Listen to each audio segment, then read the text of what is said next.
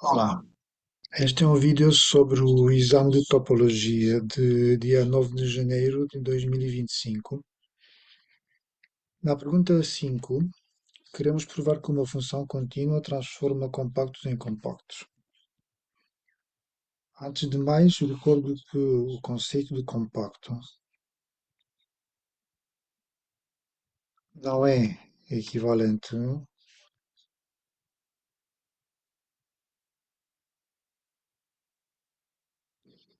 a ser fechado e limitado.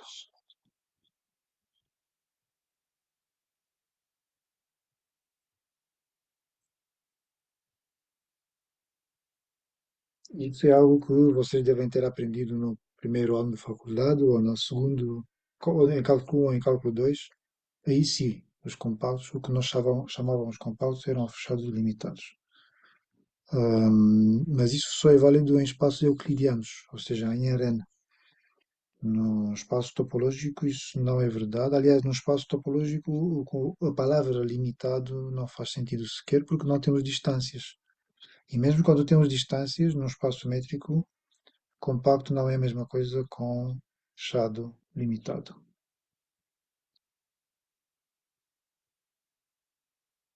Então, já agora, vamos recordar o que é uma função contínua, o que é um conjunto compacto, o que é um espaço compacto. Se eu tiver uma função entre dois espaços topológicos, x e y, dizemos que é contínua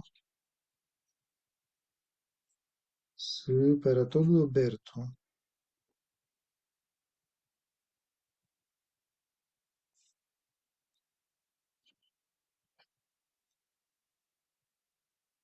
a imagem inversa deste aberto, que é um subconjunto de x, for aberto.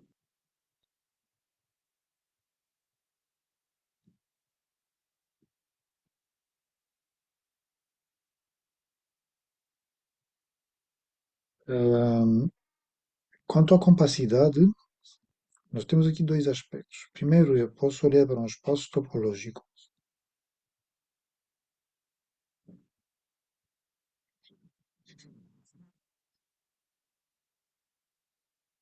e dizer que X é compacto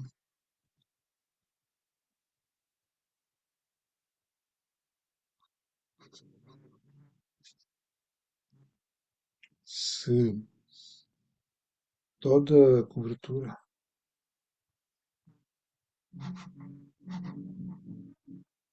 ou seja, qualquer cobertura,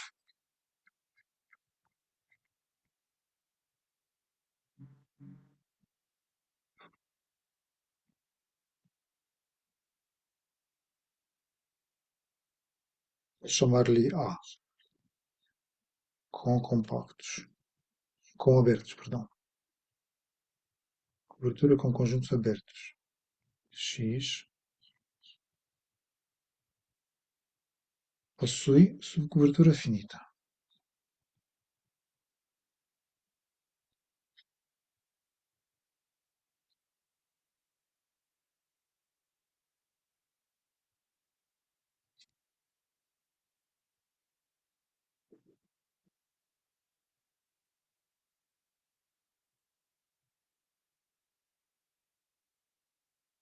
Esta é uma definição válida do conceito de espaço compacto. Agora, eu posso olhar para o conceito de compacidade de outra maneira e dizer, vou olhar para um subconjunto K num espaço topológico X e dizemos que este subconjunto é compacto.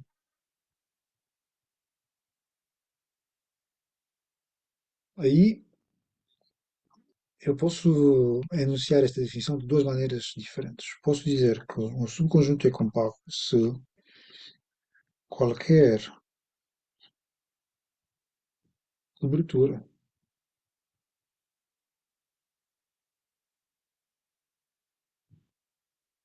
ou abertos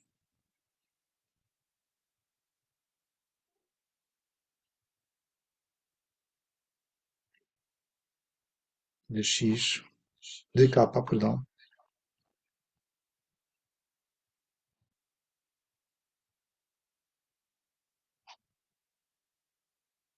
Possui subcobertura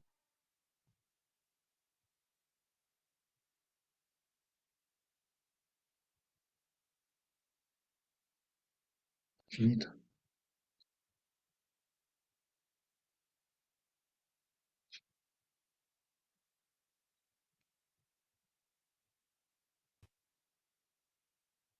Qual a diferença entre estas duas definições, esta e esta? São muito parecidas, mas a diferença é que na primeira eu tenho abertos em X, são subconjuntos de X. Portanto, quando eu digo que cobrem o X, então significa que a união deles, por um lado, tem que incluir o X, porque é uma cobertura, por outro lado, está incluída em X, porque estão todos incluídos em X, portanto, a união deles acaba por ser igual a X. Portanto, na primeira definição, quando eu falo em cobertura ou em subcobertura, vamos ter que a união desses conjuntos é igual a X. No segundo caso, na segunda definição, temos um subconjunto de X, que é compacto, então a cobertura é desse subconjunto, K, e é com abertos que podem ser maiores que K, são abertos em X. Por isso, aqui, quando dizemos que cobrem K, significa que a união desses conjuntos abertos tem que conter K, pode ser maior que K.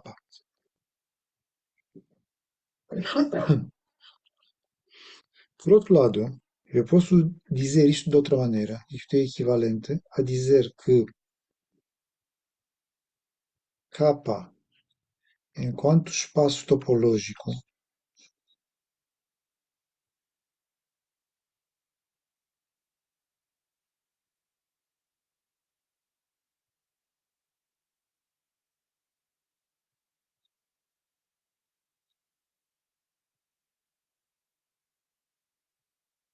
uma topologia induzida,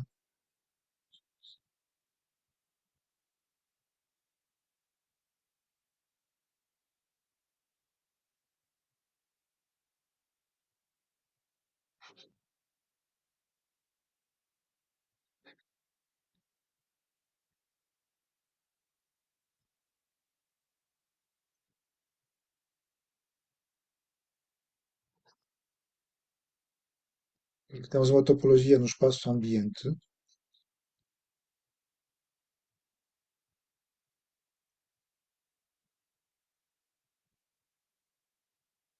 é compacto, ou seja, satisfaz a primeira definição, a de cima.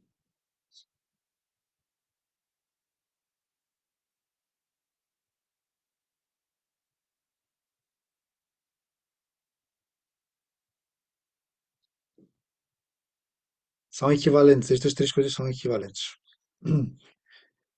E por causa disso, eu não tenho que me preocupar com subconjuntos. Muitas vezes é mais fácil olhar para o espaço todo.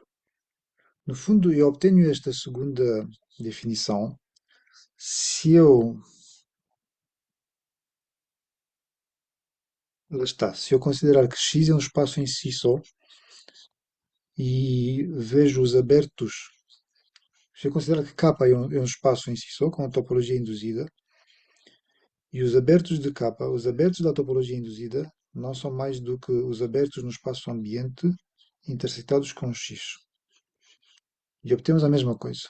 Portanto, são maneiras diferentes, estas são maneiras diferentes de dizer a mesma coisa. Por causa disso, eu não preciso de me preocupar com subconjuntos. Ou seja, eu agora vou ter que apagar o quadro.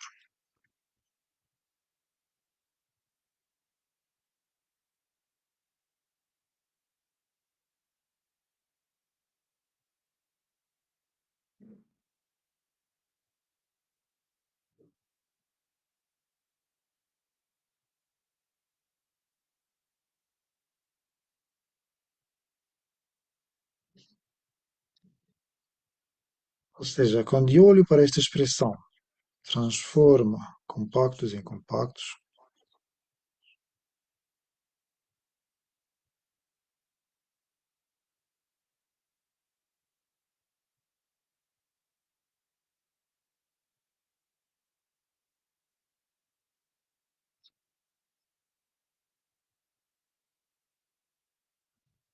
Eu posso interpretar isto de duas maneiras diferentes.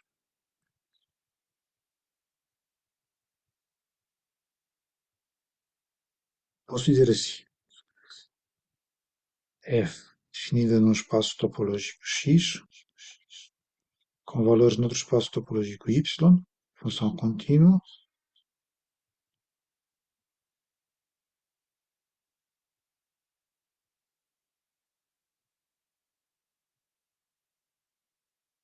K subconjunto em x compacto, implica a imagem de K, que é subconjunto em y, é um conjunto compacto.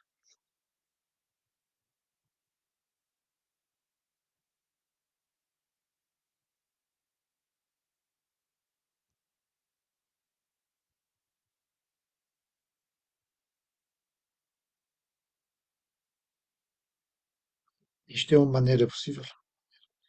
Mas eu também posso dizer isto assim, posso interpretar esta frase assim. F está definida num espaço x. É uma função contínua e sobrejetiva.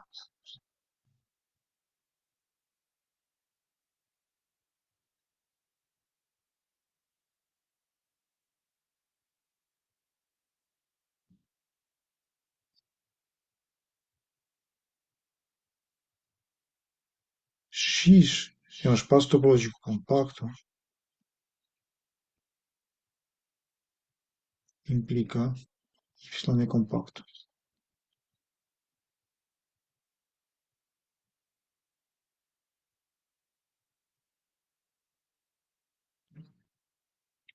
É a mesma coisa. No fundo, na segunda versão, o que eu estou a dizer é que não olho para fora do capa, considero o capa como um espaço por si só, olho para a restrição de F ao conjunto capa e olho para a imagem de F e por isso ponho aqui sobrejectiva. Y igual à imagem de F. É a mesma coisa, são duas maneiras diferentes de ver a mesma frase e é mais fácil trabalhar com a segunda. Portanto, podemos esquecer os subconjuntos compactos e trabalhamos já com os espaços compactos. Todo o espaço é compacto, só que aí pomos F sobrejectiva e dizemos a imagem de F, por F ser sobrejectiva, vai ser Y. Portanto, eu vou mostrar a demonstração da segunda interpretação.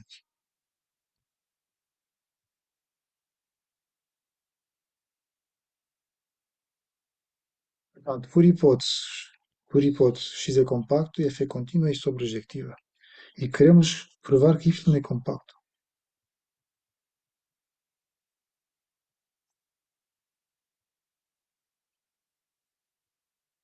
Então, se queremos provar que y é compacto, temos que provar que toda a cobertura de y, com abertos, possui uma subcobertura finita. Então, consideramos uma cobertura de y. E ao invés de chamar-lhe A, de abertos, vou chamar-lhe B. Estou num espaço y e vou guardar a letra A para coberturas de x e para abertos de x. Então, B é uma cobertura de y, ou seja, é uma família de abertos de y.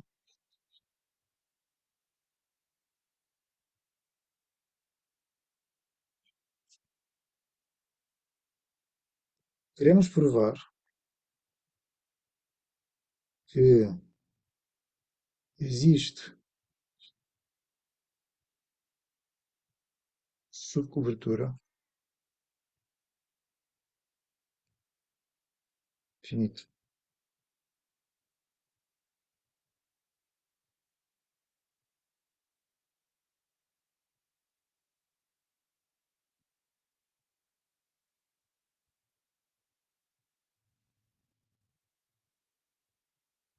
De B. Ou seja, que eu posso deitar fora alguns destes abertos, fico só com um subconjunto finito deles, e mesmo assim ainda cobrem y todo. Então agora construímos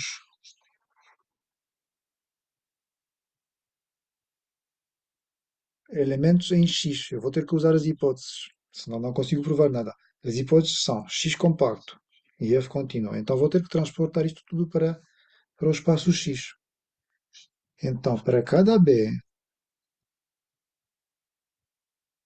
um destes abertos,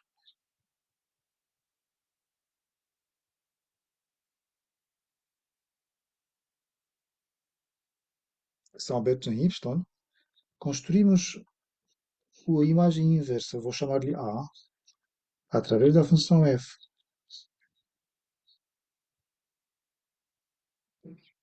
E agora usamos as hipóteses. Por um lado, B é aberto em Y, por outro lado, F é contínua. Então, a imagem inversa de abertos de Y, através de F, vão ser abertos em X.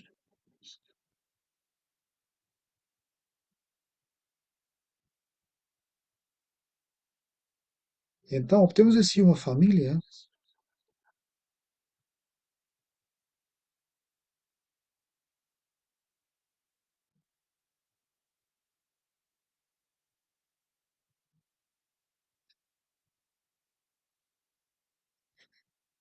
que eu vou chamar Arredondo de abertos, que são imagens inversas de B's.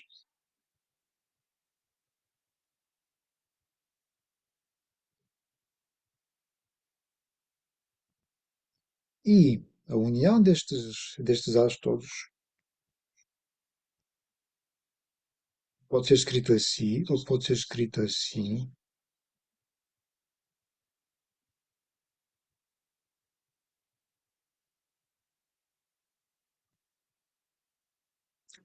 Não é mais do que a união das imagens inversas de todos os B's.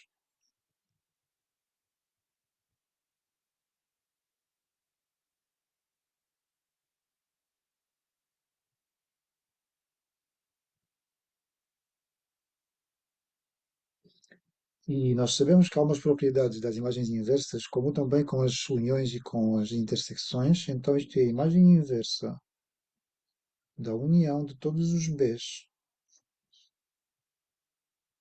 em B redondo.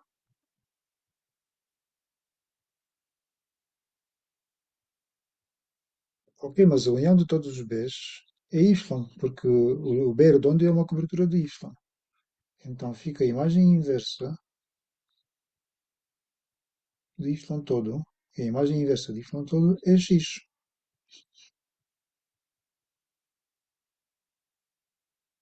E reparem, até agora nem sequer foi usada a sobrejetividade de F. Não foi precisa, por enquanto. Portanto,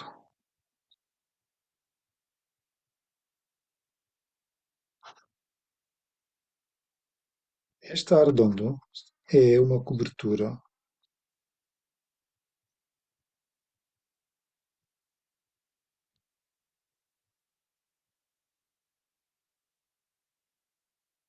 com abertos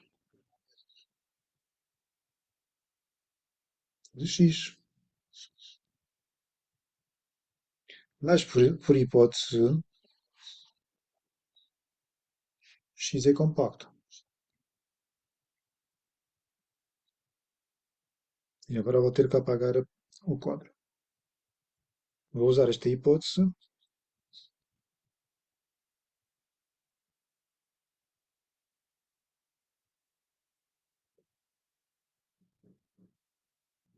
apagar o quadro demora um bocadinho.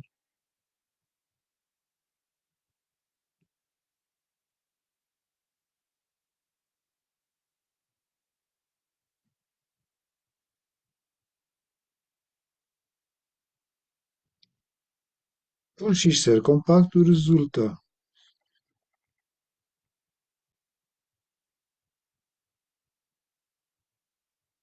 que existe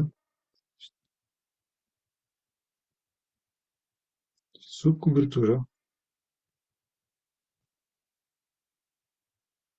que eu até posso chamar-lhe assim, se eu quiser, A asterisco, finita, de A.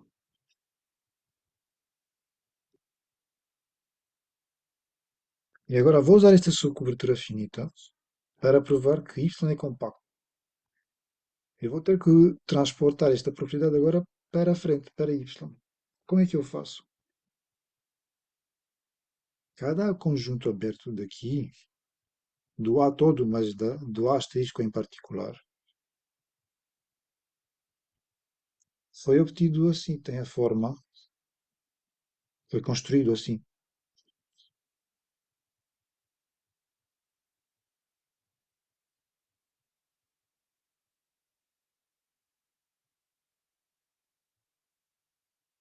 com algum B aqui.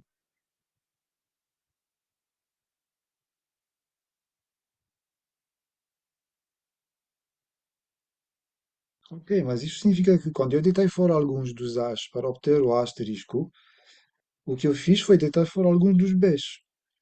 Obtemos assim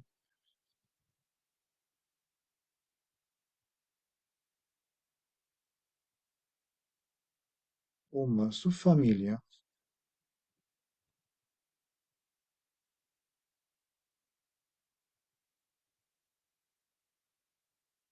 B asterisco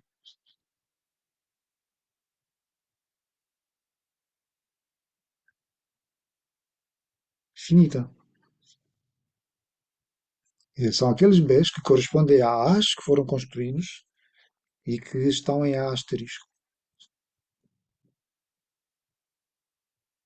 É uma subfamília de B, uma subfamília finita. Se eu conseguir provar que este B asterisco cobre o Y todo, já está. É uma subcobertura. Portanto, só falta provar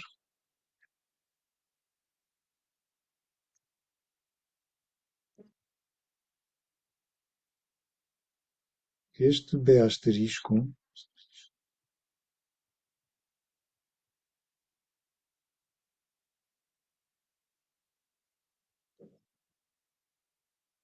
este devia ser um B redondo assim, cobre o Y todo. Ou seja,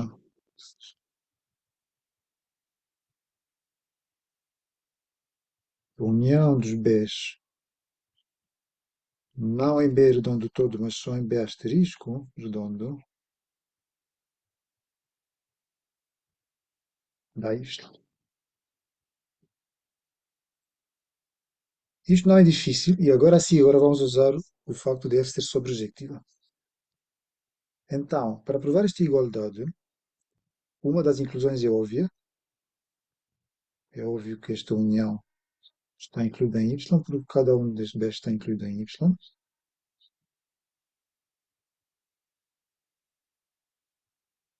Isto é óbvio.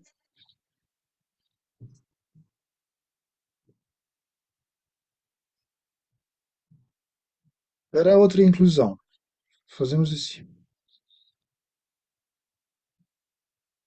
Consideramos um elemento qualquer aqui, iremos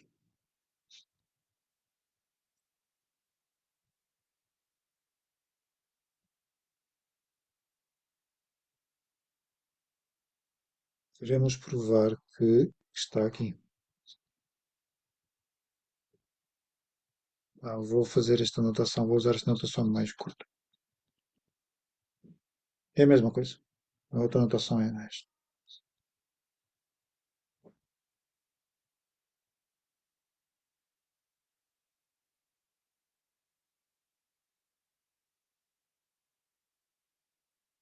Muito bem.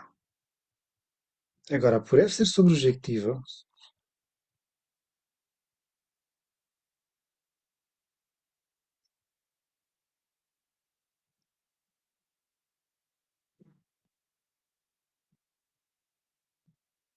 resulta que este y é necessariamente a imagem de algum x. Existe um x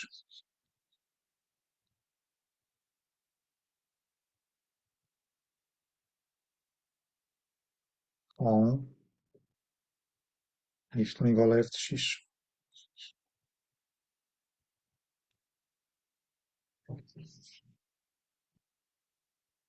Ok, mas como sabemos que A asterisco cobre X,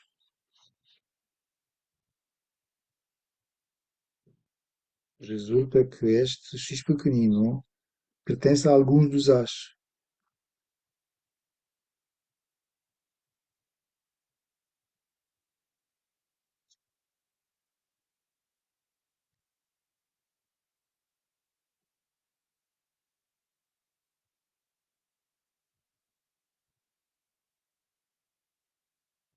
Mas quem eram os A's? São imagens inversas de B's, com B em B redondo ao asterisco. Porque A está em A asterisco.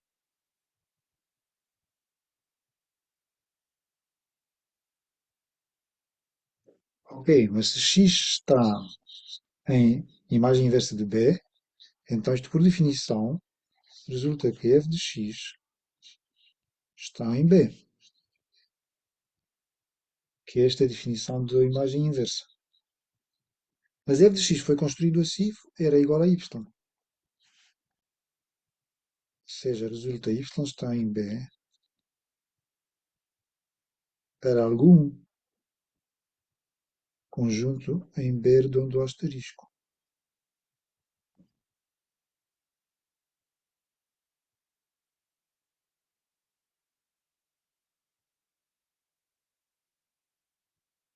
E já está.